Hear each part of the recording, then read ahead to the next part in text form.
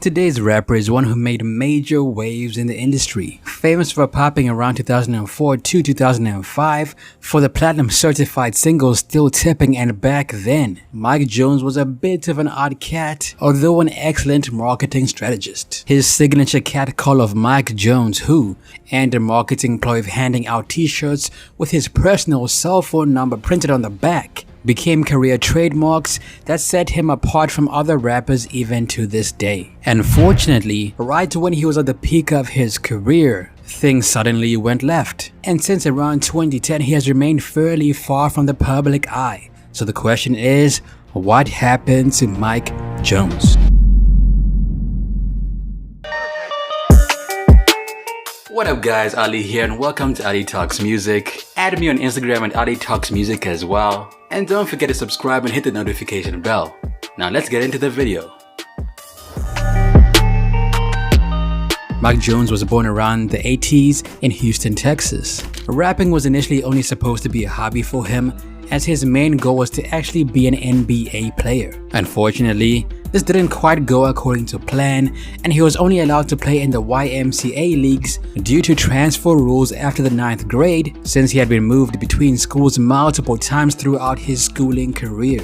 Depressed, Mike dropped out of school and began picking up odd jobs, including stints at a fast food restaurant, selling dime bags, working at a compact plant, and selling cell phones out of an apartment.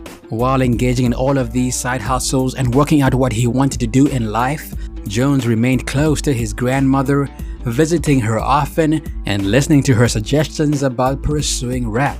One great suggestion she gave him was to use his cell phone to directly keep in contact with his fans. It was the best marketing idea. That was just a good way to be accessible to the people. Regionally, I was blowing up, and a lot of promoters were booking fake shows. People were saying that I was a no-show, so it was like, hit me here and I'll tell you if I'ma be at the show or not. Initially forming part of the rap group South Folk, he used the alias Sashay instead of Mike Jones. The group only released one album called Country Thuggin', which came out around 2002, and then Mike Jones quickly realized that he was destined for solo success. He eventually left the group, and that same year, he launched his own record label called Ice Age Entertainment. After launching the label, Mike abandoned the moniker Sashay and began solo rapping under his given name, pursuing the career path with single-minded determination. He promoted his own music independently. He would press his own demo tapes and mixtapes, giving them to DJs at strip clubs, until he eventually captured their attention of A&R for Swisher House T. Farris. Soon after that, Mike Jones got signed alongside southern artists like Slim Thug, Paul Wall, and Chamillionaire, two of which he would later beef with.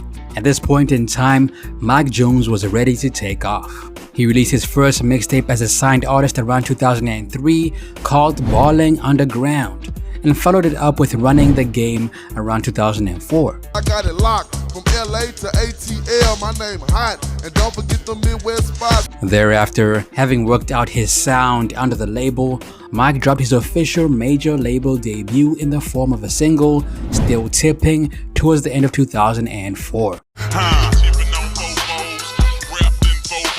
The song was a smash success. What's up? What you got? What's the question? How do you get out from the hood? Do what? How do you get out from the hood? I don't know. I didn't grow up there. You ain't never been to the hood before. You gotta come to the hood sometime. No, I mean, I'm down. Yeah. What? Yeah. Like, I like Mike Jones. Fucking, I'll get down. Yeah. Fucking fofos, I'm tipping. Wood grain, I'm gripping. Switching with the page. Turn your neck, yo, Dame missing. Me and Slim, we ain't tricking. I'm finger flipping and so stepping like do it down. I'm cold pipping. It peaked at number 60 on the Hot 100 and eventually went platinum. I knew it was real around the end of 2004 when the label started coming and sitting down with me and wanted to take me out. At the time, Still Tipping was already out about 6 months before the world caught it. We already had vocal regional love and support for the single. We were on the road getting paid from a song that did good for us. When it came out around 05, it was Mike Jones, Paul Wall, Slim Thug. It was a whole conglomerate. It wasn't just one thing, it was a movement. In addition to these stellar credentials, other labels also wanted a piece of Mike Jones, and by the start of 2005, he landed his second signing to one of the biggest labels in the game at the time, called Jive, under Warner Brothers.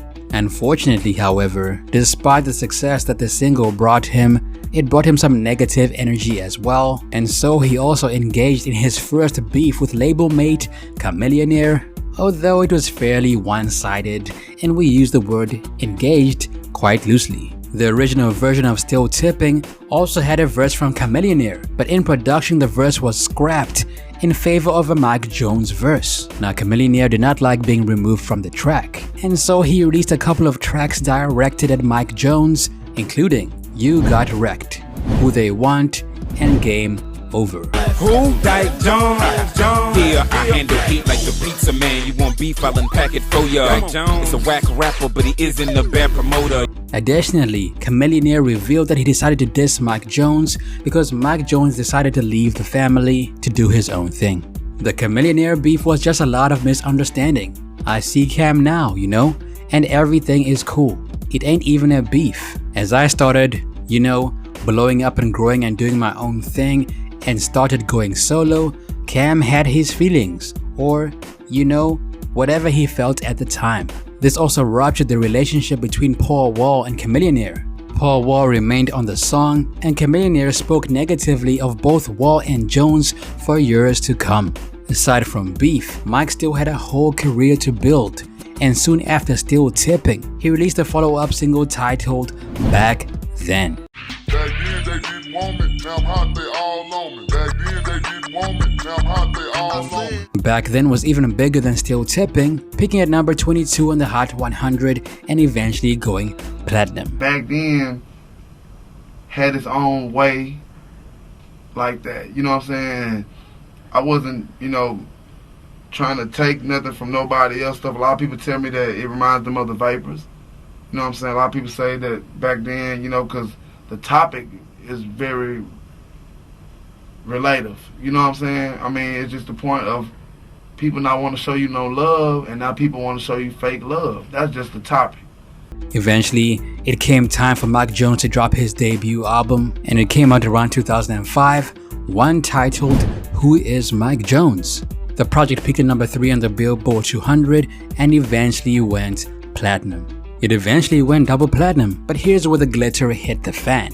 Later in the year, he appeared on T-Pain's single I'm in Love with a Stripper, and that's kind of where the trouble began. So remember the name of that song. Mike began to explore other avenues of income, but eventually he cut down his musical performances due to all of the politics he was facing with his label. In those years, from 2006 through 2009, I was going through politics, so I went away. I left the scene, but I was always doing shows in the hood, on campuses. I've been working on new music, traveling. He dabbled lightly in acting around 2005, appearing in 2 episodes of Prison Break as a character named Darius. Around 2006, he kept it up, appearing as himself in Wild 'N Out, The Andy Milonakis Show, and an episode of The Game, as well as releasing more music on the down low. He released the mixtape King of the Streets around 2006 after he had departed from Jive Records and distanced himself from Swisher House in order to escape the politics. Instead, he pursued his Ice Age label and managed to land a distribution deal through Asylum Records. Around September, he released his first single under his own label titled Mr. Jones.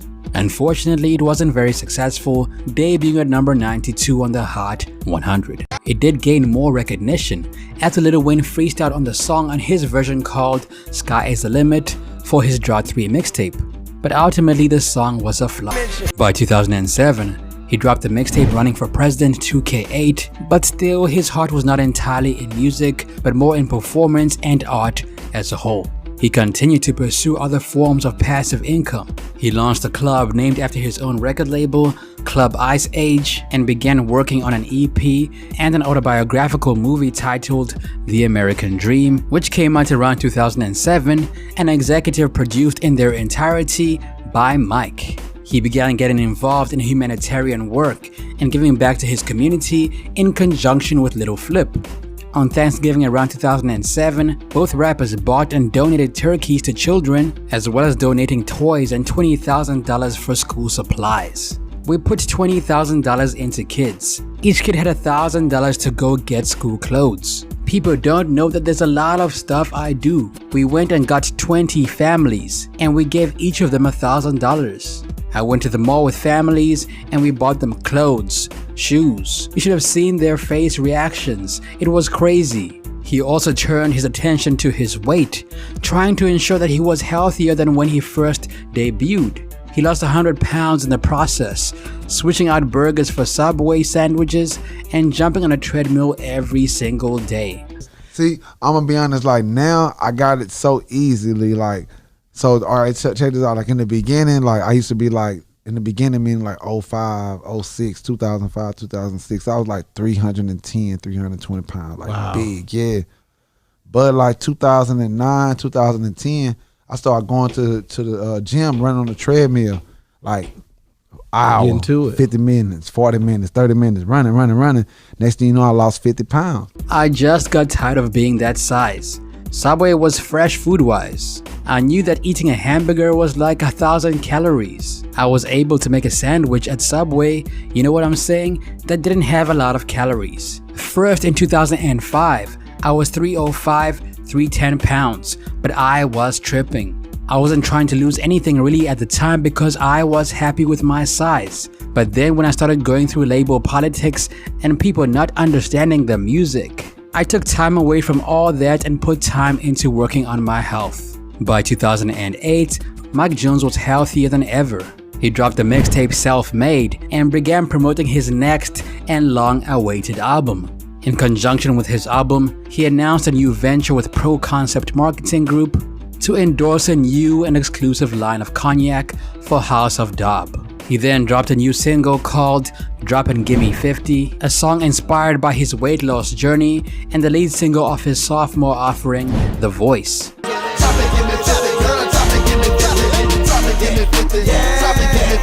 The single performed reasonably well and was soon followed by two more singles titled Cuddy Buddy with T-Pain, Lil Wayne and Twista, and Next to You with Nene. Unfortunately, around August of the same year, Mike got into a brawl with fellow Houston rapper Trey the Truth, seemingly out of nowhere. Both were in attendance at the Ozone Awards around 2008 and got into an altercation backstage where the men were seen talking, which later escalated into a scuffle in which Mike Jones was punched several times. According to Trey, this is why the fight began. He got it. He got it for running his mouth too much, man. The point is, don't come disrespecting the city. You don't even ride for the city. When people were shitting on Houston like Houston done fell off, that ducked up, curled, and went somewhere. I stayed fighting like this H-Town. Everybody respect that about me. That's why they put me at the forefront of this city, bro. Mike, on the other hand, apparently was unaware there was even a beef in the first place.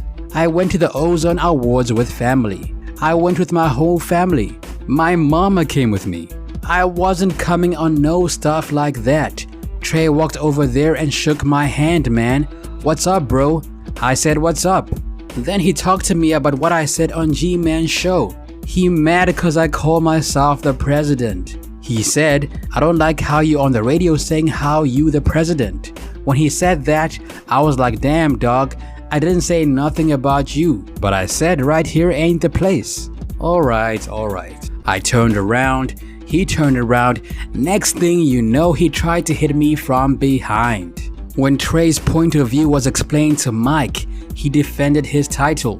Why you hating me because of what I'm doing? How you gonna say I'm not giving? When everybody from Katrina come down here, when everything happened, I gave the box $30,000 and they gave $1,000 to each kid. I ain't trying to compete with nobody. I'm doing my own thing. Yeah. What was that about exactly? I mean, me and him didn't have friction. That's just what that was. Long story short, we were speaking at the Ozone Awards and he just kind of got out of character, you know. What do you mean by got out of character? Got out of character because we talking low to each other. You know, my thing with me, I stick to the code, so there was no point in me doing all the rah-rah. So we speaking side to side. You know what I'm saying? It's a gate between us. What was the issue that you guys were talking about? That was our first time seeing each other in a long time, so it was a whole bunch of issues we had, from club issues to just I take it seriously to how you handle the city, you know what I'm saying? Like I kind of take offense when you don't really fuck with the city and you kind of shit on the city, but whenever you got people from out of town in town and all that, then you want to act like this what this is, you know what I'm saying? It wasn't really to the point. Put it like this, when we were speaking, it could have been handled right then and there until he just got out of character with it. As if his problems with Trey the Truth were not enough, towards the end of 2008, he was slapped with a lawsuit. Remember that T-Pain song, I'm in Love with a Stripper? I'm in love with a stripper. T-Pain and Mike were sued by a trio of career songwriters named Rodney King, Jeff Bird, and James Reese. They claimed that T-Pain ripped off the chorus to one of their old floating demos titled Making Love to a Player. The lawsuit was not properly settled until around 2011, and as part of the restrictions of the process, Mike Jones could not release music until 8 months after it was settled. Somebody tried to tell me that I stole I'm in Love with a Stripper from them, and they had a song called Making Love to a Player, and they tried to sue me. I was like, what? They was like, yeah, we showed this song to a guy that you met, and we feel like he showed it to you, and then you made I'm in Love with a Stripper. Prime time. They said okay, how about this? They said I heard their song before I even got signed. Because I was going around, the reason I met the guy that they said they showed it to is because I was trying to find a deal. And they said that guy showed that to me, and then 3 years later, I made I'm in Love with it. Bitch, if that song was that good, that would have been the first fucking song I would have came out with. Mike released his next album, The Voice, around 2009. It peaked at number 12 on the Billboard 200 and only sold an underwhelming 25,000 copies in its first week. Now they got to hate on me. Now they got to hate on me. Other than that, no one heard from Mike Jones for the next 3 years. The T-Pain song blew up and did 5 million ringtones. After the lawsuit, Warner Brothers is freezing all the money. Ah shit. I got my career on freeze now because I did a favor for somebody. During the time of his lawsuit, things just continued to spiral for Mike. Just before The Voice was released, he had his $1 million ice chain stolen from him from under his nose by a lifelong friend. I was asleep in my house one day, I woke up and my homies stole it from me. They stole the white platinum chain, the bracelet, and the watch. But I still got my ring though. I'm good. All that was insured, so all that's coming back. That was a learning lesson to me. That's material stuff. I ain't tripping on that cause I'm gonna re-get it. And I'm gonna re-get it. Point of it is, they just sold their souls and they showed their true colors.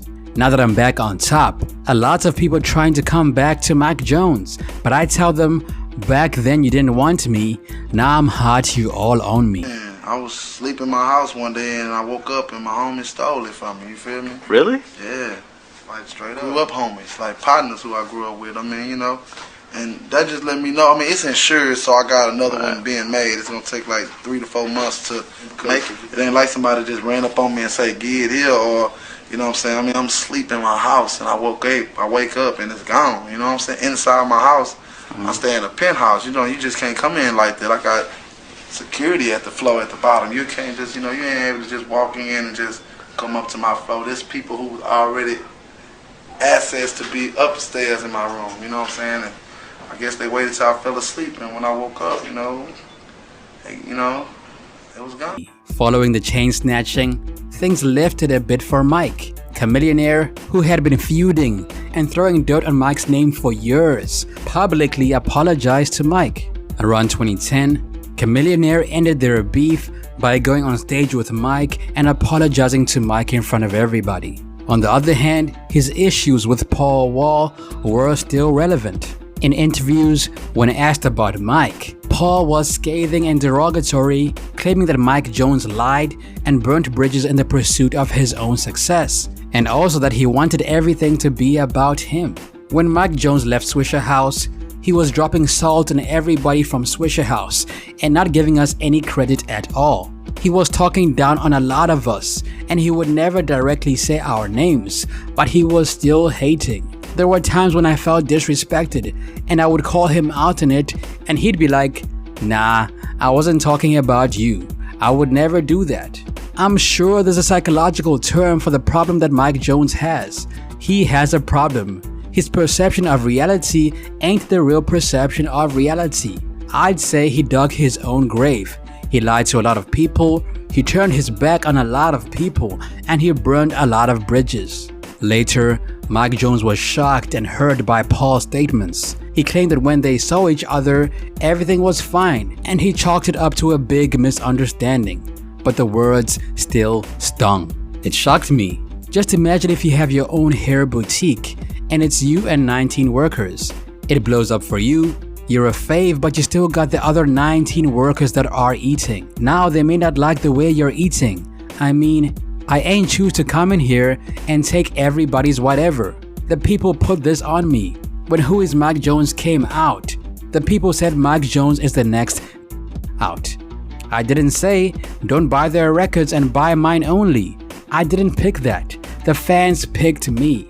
That's why when I know you as a person, I'm thinking we're still 100. I mean, I never would think you'd do that. Now, Paul never publicly apologized to Mike, although Mike still insists that there are no problems when they see each other. Meanwhile, the lawsuit was still playing out, and Mike Jones could still not release any new music. The whole situation had such an intense effect on Mike that he never truly returned to music despite the freedom to do so around 2011. By 2012, he had faded strongly in memory. He released his first single in 3 years titled Leaning on the Butter, but it went ignored on the charts. 2013 followed with the mixtape Back Ballin' Underground, and his next release was 2015's Money Train. It appeared that Mike had simply lost his spark. Perhaps the constant feuding and the lawsuit made him take major setbacks in his career. Around 2017, he appeared to be trying his hand at construction, where he announced that his company, Jones and Carrington Construction, planned to create a gated community on 23 acres of land with 50 homes. It's unclear whether the property was actually built, as not much information can be found about it. Over the years, Mike Jones continued to tease a possible next album, but time and time again he has disappointed his fans. Around 2021, he announced a new record deal with RBC Records, and he was supposed to release his third album titled Guap Season around May of 2022. However, May has come and long gone, and nothing has come of it. He did, however, release a new single titled Voodoo around September of 22. Mike Jones is still technically active in the music industry and still performs locally and still answers all the people that call him on his t-shirt number. He has recently partnered with Buffalo Wild Wings to promote them with his song Sauce. Mike Jones has 1.8 million monthly listeners on Spotify, and his most listened to songs are Still Tipping, Next to You, Back Then, Flossing, and Mr. Jones. That's it for me, it's your boy Ali. What happened to Mike Jones in your opinion? Let me know down below. Video requests, be sure to let me know down below as well. New What Happened 2 video dropping soon. Also add me on Instagram at Ali Talks Music. Till next time, peace. Perfect.